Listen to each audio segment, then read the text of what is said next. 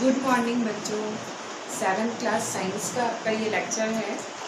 आपके इसके पहले लेसन 1 में हम चल रहे थे, शायद तीन लेक्चर हो चुके कंप्लीट। आज आपका लेसन 1 का जो रिमेनिंग पार्ट है वो आज बता रहे हैं। एक बार आप ध्यान से सुने और सभी क्लास के अंदर एक तो कंसंट्रेशन अपना रखें और ध्यान से वीडियो सुने, तभी आप अपनी नोट्स को बना पाएंगे और तभी समझ में आ जाएगा। जब आप वीडियो ध्यान से सुनते नहीं हैं तभी आपको डिक्टेट नहीं होता, आप अच्छे से समझ नहीं पाते हैं। वीडियो को ध्यान से सुने, हर एक पॉइंट को मैं समझाती हूँ, तो उसमें अगर आप ध्यान से सुनेंगे तो आपको समझ में आ जाएगा। फर्स्ट लेसन आपका है न्यूट्रिशन इन प्लांट, ये लेसन का टाइटल था।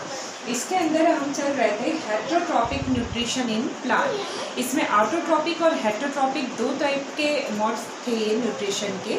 जो ऑटोट्रॉपिक्स में मैंने आपको फोटोसिंथेसिस प्रोसेस समझाया था। फोटोसिंथेसिस प्रोसेस के अंदर आपने ये देखा था कि उसके अंदर ऑटोट्रॉप्स एक्चुअली होता क्या है, प्लांट के द्वारा खुद का फूड प्रिपरेशन करना, खुद से खाना बनाना, ये होता है ऑटोट्रॉप्स।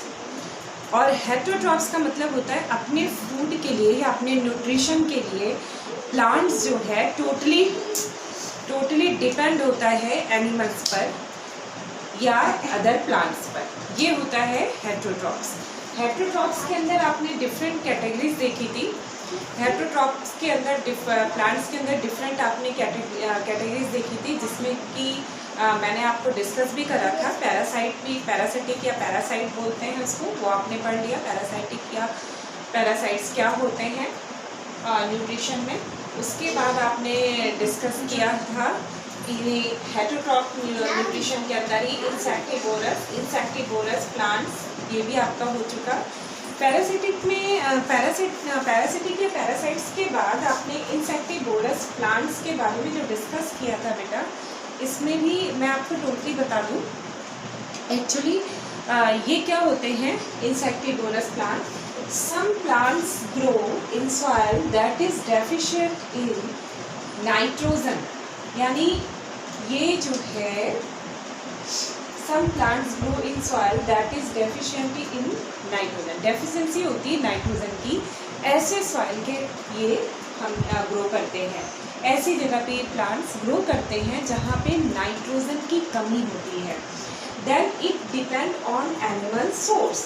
फिर ये क्या करते हैं, एनिमल सोर्स पर डिपेंड करते हैं, यानी इनका टोटली जो इनका डिपेंडेबल होता है वो एनिमल सोर्स पर होता है, क्योंकि इनके पास कोई रास्ता नहीं होता ग्रो का। जैसे आपने पढ़ा था पैरासिटिक एंड सैप्रोफाइट्स का तो अलग अलग था मैटर।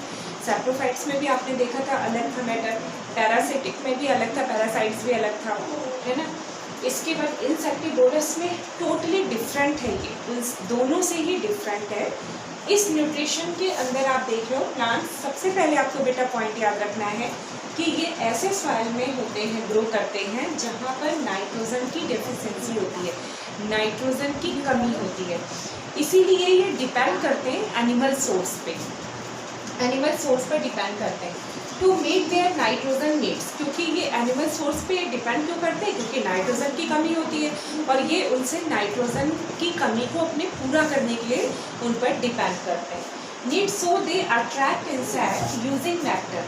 फिर ये क्या करते हैं, इंसेक्ट को न्यूट्रिशन, इनके न्यूट्रिशन जो यानी प्रोसेस है, इनके न्यूट्रिशन प्रोसेस के अंदर इनका जो इंसेक्टिवोरस, इनके अंदर कुछ मॉडिफिकेशन पार्ट होते हैं, खुद के पास इनका मॉडिफिकेशन पार्ट होता है। जस्ट लाइक जैसे इसमें मैंने लिखा है so they attract insect using nectar. ये इस तरह से इनका जो होता है स्ट्रक्चर जो इनके अंदर होता है वो अट्रैक्ट करता है इंसेक्ट को अपने अंदर लेने के लिए। अब ये नेक्टर के द्वारा, नेक्टर जस्ट फॉर जैसे होता है ना कि एक आकर्षण, यानी एक कुछ ना कुछ ऐसा उनका स्ट्रक्चर होता है जो खींचता है, पकड़ता है, अट्रैक्ट करता है इंसेक्ट को अपने अंदर। Thus the plant trap and consume insect to obtain venomous fly, ये न्यूट्रिशन आर कॉल्ड इंसेक्टिवोरस।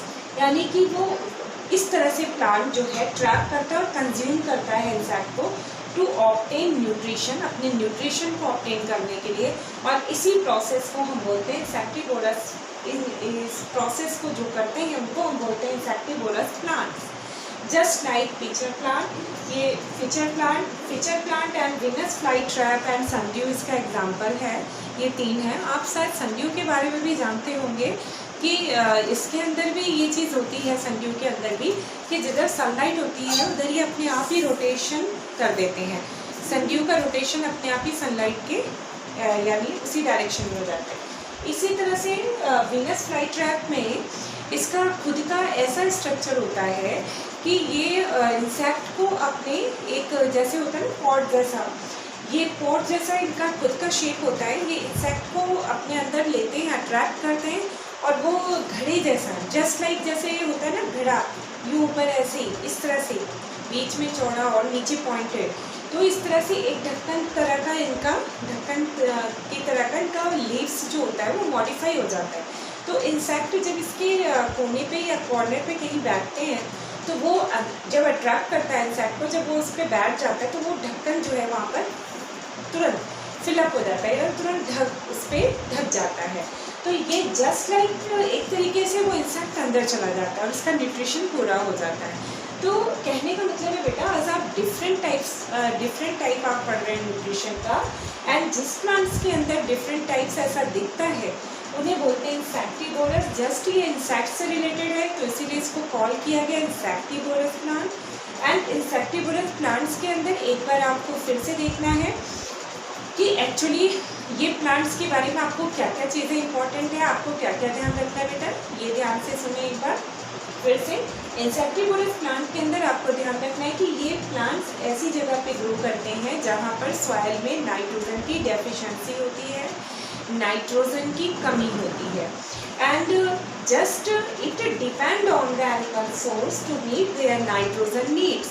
ये टोटली इसीलिए डिपेंड करते हैं एनिमल सोर्स पर क्योंकि ये उनसे अपना नाइट्रोजन की डेफिशिएंसी को पूरा करना चाहते हैं, नाइट्रोजन की डेफिशिएंसी को उनसे लेना चाहते हैं। That's does the plant trap and consume insect, यानी इस तरीके से प्लांट जो है कंज्यूम ट्रैप करता है, इंसेक्ट को अपने अंदर लेता है, इस तरह से कंज्यूम इंसेक्ट को अपने nutrition are called insectivorous plant. यानी इंसेक्टिवोरस प्लांट इसीलिए इसको कहते हैं क्योंकि इंसेक्ट के प्रति अट्रैक्ट रहता है और इसका कुछ ना कुछ पार्ट मॉडिफाई होकर उसको अट्रैक्ट करके अपने अंदर लेता है। दैट्स कंज्यूमिंग या obtaining nutrition type called nutrition insectivorous plant. In which plant? Insectivorous plant. आपको याद रखना पड़ेगा इसके अंदर कि in which plants insectivorous just called है आपका pitcher plant, Venus fly trap and sundew. यानी एग्जाम्पल भी आपको लर्न करने हैं, इनके अंदर ऐसा कुछ ना कुछ मॉडिफिकेशन होता है। मैंने आपको पिचर प्लांट के अंदर भी बताया, पिचर प्लांट के अंदर बेटा आपको ध्यान रखना है कि म्यूकस कुछ ऐसा होता है, चिपचिपा इसके अंदर से अपने आप ही सिक्रेट होता रहता है। तो जैसे इसके आसपास कोई इंसेक्ट आता है तो ये इससे चिपक जाता है, जब ये चिपक जाता है तो ये सकिंग कर लेता है, अपने अंदर ले लेता है। तो इस तरीके से ये यानी इसका म्यूकस वाला पार्ट जो है न्यूट्रिशन में हेल्प करता है।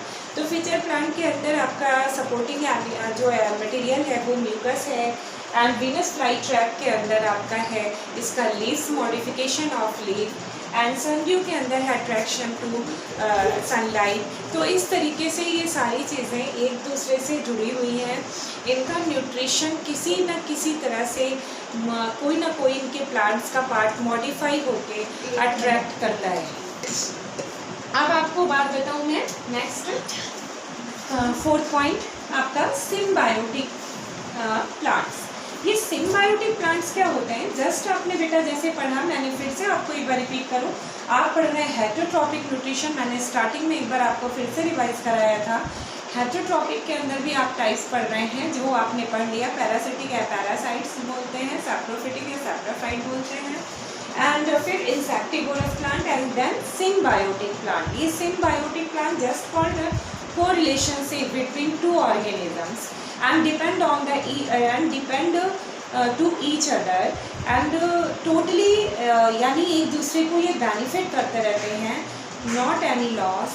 तो यानी सिम्बायोटिक प्लांट ये कैसे प्लांट्स हैं या इस तरह के सिम्बायोटिक प्लांट्स के अंदर न्यूट्रिशन कैसे होता है?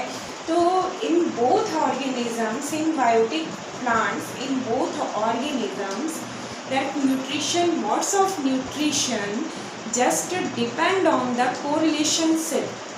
कोरिलेशनशिप क्या होती है बेटा? एक दूसरे पे टोटली डिपेंड रहना। तो सामने वाला आपके पर न्यूट्रिशन के लिए डिपेंड रहेगा तो उतना ही आप भी उस पर रहेंगे। इस तरह से इसमें सिम्बायोटिक प्लांट्स के अंदर टोटली दो आपके ऑर्गेनिजम्स एक दूसरे पर डिपेंडेबल होते हैं और म्यूचुअली बेनिफिट के लिए होते हैं। उनके रिलेशन जो बनते हैं वो एक दूसरे से बेनिफिट के लिए बनते हैं, लॉस के लिए नहीं कि एक को लॉस करना या दूसरा उसको लॉस कर रहा है, ऐसा नहीं। टोटली दोनों को बेनिफिट मिले और दोनों के न्यूट्रिशन कंप्लीट हो। इस तरह से जो प्लांट होते हैं एक साथ जो ऐसा करते हैं, एक साथ जिनकी न्यूट्रिशन के प्रोसेस में कम्प्लीटली उनका प्रोसेस एक साथ चलता है, just called symbiotic plant and totally depend on the correlationship या coexistment. It is a mutually beneficial relation between two or more organisms. Parasites in the process of obtaining food from the host plant completely destroys it. यानी parasite या parasitic के अंदर तो ये है कि वो अपना जिसके अंदर रहता है, मैंने कल भी बताया था आपको, उसके लास्ट क्लास के अंदर भी बताया था कि पैरासिटिक या पैरासाइट्स के अंदर बेटा जिसके अंदर वो अपना लाइफ साइकिल पूरा करता है, जस्ट कॉल्ड होस्ट, लेकिन वो उसी को नुकसान भी पहुंचाता है एंड टोटली डिस्ट्रॉयड इट, यानी टोटली उसको डिस्ट्रॉय भी करता है। अपना तो भला कर रहा है पर उसका बुरा कर रहा है। पर इन सिम्बायोटिक प्लांट्स या सिम्बायोटिक प्रोसेस जस्ट दोनों जो ऑर्गेनिज्म हैं, यानी कि जो दोनों ऑर्गेनिज्म एक साथ को रिलेशनशिप के अंदर हैं या को एडजस्टमेंट है उनके अंदर, तो टोटली एक दूसरे के बेनिफिट के लिए जुड़े हैं, नॉट एनी लॉस। तो ये आपका डिफरेंट है पैरासाइटिक से, आपका टोटली डिफरेंट है। पैरासाइट या पैरासिटिक से आपका टोटली डिफरेंट है ये सिम्बायोटिक। तो इसमें मैंने इसीलिए आपके यहाँ पे डिफरेंस पॉइंट भी क्लियर किया है। It is a mutually beneficial यानी beneficial relations between two or more organisms. ये बेनिफिशियल है बेटा, आपका स्पेलिंग्स का ध्यान रखना, स्क्रीनशॉट ले लेना, बीच में मैं आपको टाइम दूँगी। तो beneficial relation between two or more organisms. Parasites in the process of obtaining food from the host plant completely destroy it. यहाँ पर मैंने थोड़ा सा पैरासिटिक के बारे में भी आपको बताया है इसके डिफरेंस के लिए, तो आपको भी यहाँ पर ध्यान रखना है कि पैरासिटिक सिम्बायोटिक से टोटली डिफरेंट कैसे है, जबकि दोनों ही एक दूसरे पर डिपेंडेबल है। But in symbiotic plants totally differ from parasitic plants. क्यों? क्योंकि पैरासिटिक जो प्लांट होता है वो अपना तो भला कर रहा है, यानी totally destroyed of host plant. But in this process in symbiotic plants it is a mutually beneficial relationship between two organisms. From इसमें completely destroyed it, but in this process both organisms coexist and benefit without any effect. ये मैंने लिख भी दिया है आपका, तो please ये नोट भी कर लेंगे नोटबुक के अंदर। जैसे मैंने आपको यहाँ पर एक लाइन बहुत इंपॉर्टेंट लिखी है, बट इन दिस प्रोसेस, यहाँ पर बोथ ऑर्गेनिजम्स यानी कि न्यूट्रिशन प्रोसेस के अंदर in this process both organism coexist करते हैं एक साथ, coexist and benefit without any effect. कोई एक दूसरे पर बैड इफेक्ट की बजाय दोनों एक दूसरे को बेनिफिट करते रहते हैं। And example just like algae and fungi, यानी फंगाई जो होती है या आपने जो पढ़ा है एल्गी या फंजाई, इसमें आपको बहुत सारे एग्जाम्पल मिलेंगे बेटा। एल्गी तो आपका देखा होगा, एल्गी तो वो है, जैसे मैं आपको बताऊं, पानी में आपने ग्रीन कलर का बहुत दिनों तक कोई पानी कलेक्ट है, कहीं पर तालाब है या कहीं पर किसी पॉट के अंदर है या कहीं पर किसी जगह पर प्लेस पर है, सरफेस पर है, पानी बहुत दिनों से लगा हुआ है, तो उस पर आप देखते हो ग्रीन कलर के कुछ आपको छोटे छोटे वहाँ पर ऐसे नज़र आने लगते हैं, कुछ प्लांट जैसे छोटे छोटे बहुत छोटे होते हैं वो देखने में। तो जस्ट वो प्लांट जैसे जो देखते हो ना आप, उसको आप ऐसे अपनी भाषा में भी बोलते हो काई लग जाना, जस्ट कॉल्ड काई लग जाना, ऐसे बोलते हैं। पानी है बहुत कलेक्ट हुआ तो ग्रीन कलर का, ऐसा तालाब के अंदर भी होता है। आप देखो बहुत ज़्यादा जहाँ पे पानी बार बार जमा हुआ है, तो धीरे धीरे वहाँ पे ग्रीन कलर का एरिया बन जाता है, ग्रीन कलर का वहाँ पे छोटे छोटे प्लांट दिखते हैं, just called algae. And fungi तो आपको पता है, फंजाई आपको पता है, एल्गी फंजाई का तो एग्जाम्पल आपको सभी को पता है।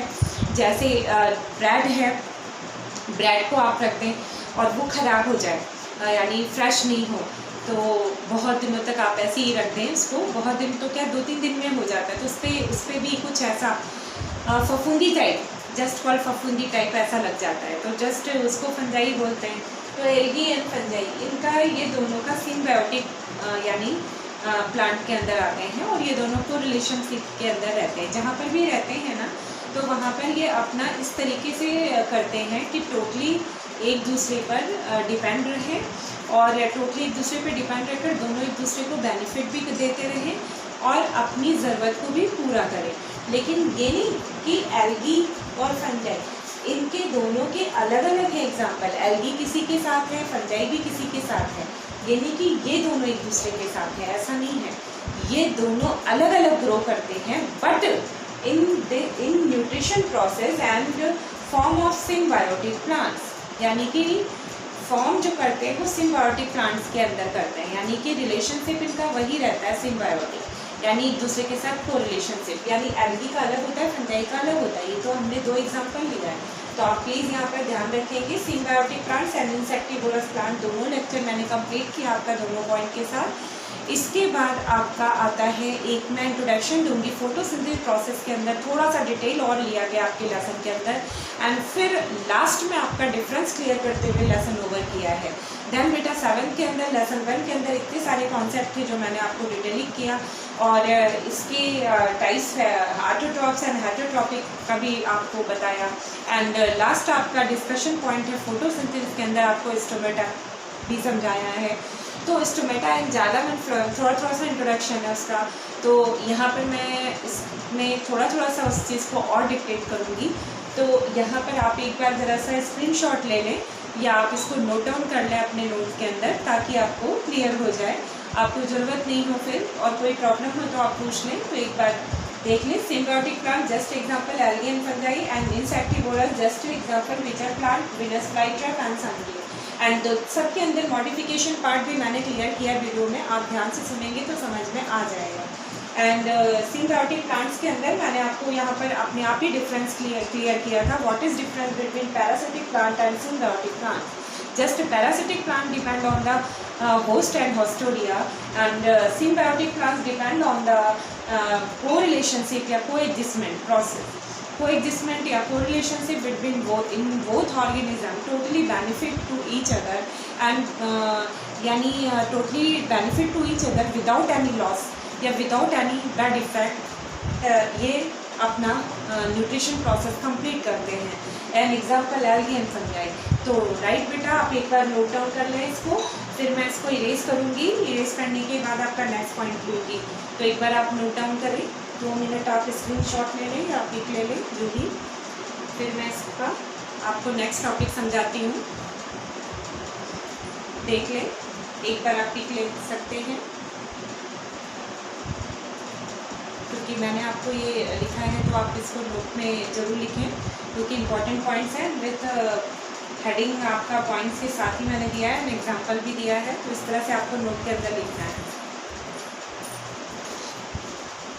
एंड नेक्स्ट पॉइंट आपका,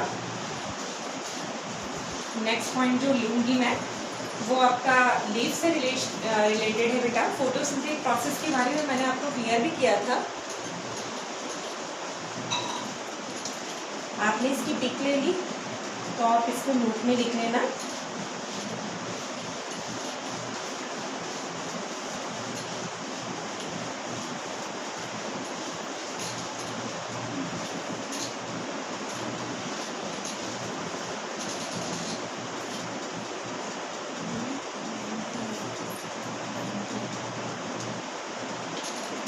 अब इसमें आपका एक बार फिर से बेटा मैं ये हेटेरोट्रॉपिक न्यूट्रिशन कंप्लीट हो गया।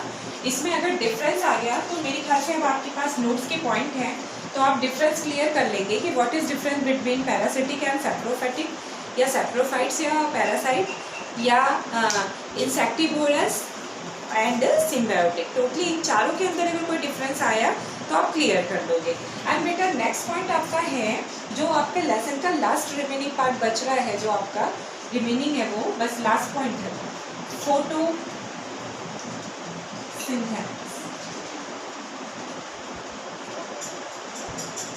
फोटोसिंथेसिस के बारे में मैंने आपको डिक्टेट भी किया था, पहले भी डिक्टेट किया है।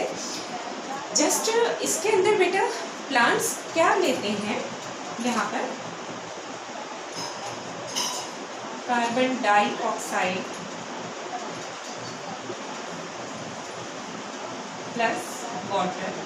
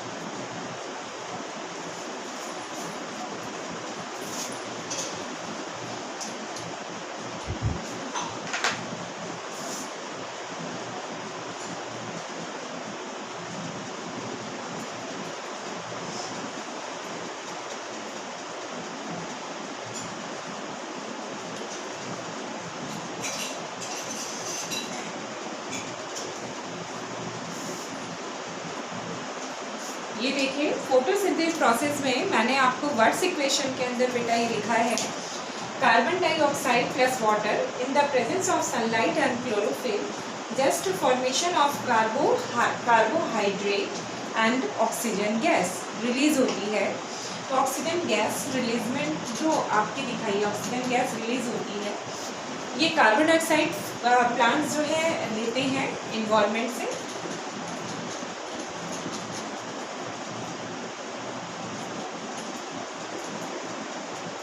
ये कार्बन डाइऑक्साइड प्लांट्स इन्वायरमेंट से लेते हैं, वाटर सक करते हैं रूट से, और वाटर और कार्बन डाइऑक्साइड मर्ज करके in the presence of sunlight ये डे के अंदर बनाते हैं अपना खाना, और chlorophyll in the presence of leaf, in the presence of leaf and green pigment called chlorophyll.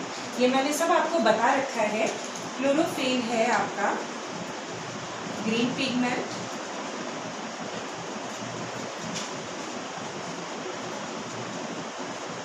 in the presence of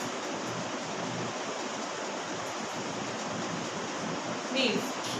तो ये याद रखें कि सनलाइट के प्रेजेंस में, क्लोरोफिल के प्रेजेंस में, क्लोरोफिल क्या है, green pigment in the presence of leaf, ये आपका क्लोरोफिल प्रेजेंट होता है एंड कार्बोहाइड्रेट फॉर्मेट होता है, साथ में ऑक्सीजन गैस रिलीज होती है जो हम लेते हैं।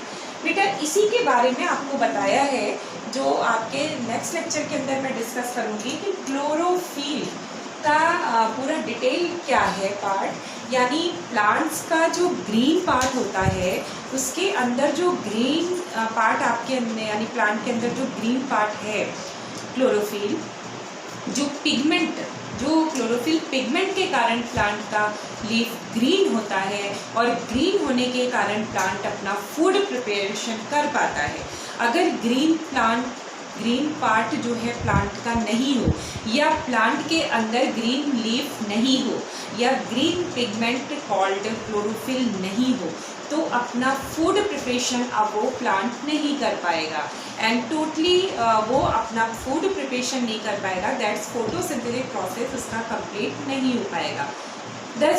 तो बेटा आपका इसी के अंदर लास्ट लेक्चर में, नेक्स्ट अपने क्लास के अंदर आपका कंसीडर करूँगी, नेक्स्ट अपनी वीडियो के अंदर जो आपका लेसन ओवर होगा, आपका लेसन 1 कंप्लीट हो जाएगा। बस थोड़ा सा आपको लीव्स का इंट्रोडक्शन बताना है, जस्ट इसको थोड़ा सा डिटेल लेना है, ये ग्रीन पिगमेंट के बारे में एंड जस्ट क्लोरोफिल के बारे में आपको थोड़ा सा जानकारी देनी है, इंट्रोड्यूस कराना है, एंड टोटली आपका कंप्लीट हो जाएगा। इस तरीके से आप जो करते हैं, यानी इसमें क्लोरोफिल के बारे में जो पढ़ेंगे, वो स्टोमेटा के बारे में भी आपको जानकारी मिलेगी, वही आपका लास्ट पार्ट होगा। तो लास्ट पार्ट के अंदर आपको स्टोमेटा कहाँ पाए जाते हैं बेटा, लीफ के निचले पार्ट पे, लीफ का जो निचला यानी ऊपरी जो उसका पार्ट है, आउटर जो उसका सरफेस है, इनर सरफेस पर होता है, छोटा होता है उस पर छेद, उसी को बोलते हैं स्टोमेटा। उसी से वो वेपोराइजेशन प्रोसेस भी करता है। वेपोराइजेशन या एवेपोरेशन प्रोसेस, उसका वाटर का एक्सेस होना, वाटर का रिमूवल, होना उसी स्टोमेटा से ही होता है। तो लीफ के वो निचले लेयर पे पाया जाता है स्टोमेटा। उसी स्टोमेटा का प्रोसेस थोड़ा सा आपको जानना है कि just open and shut down या शटिंग प्रोसेस या ओपनिंग प्रोसेस स्टोमेटा का कैसे होता है, और ग्रीन पिगमेंट के बारे में थोड़ी सी जानकारी दे दें। लास्ट आपका लेसन का वही पार्ट है एंड फिर इसके बाद आपका लेसन ओवर है एंड लेसन 1 आपका कंप्लीट हो जाएगा। तो नेक्स्ट वीडियो के अंदर आपके उस पॉइंट के साथ मैं फिर से आपके सामने होंगी। तो क्लास आपका आज मैं ओवर करती हूँ बेटा। नेक्स्ट लेक्चर के साथ नेक्स्ट वीडियो में फिर मिलेंगे। बाय।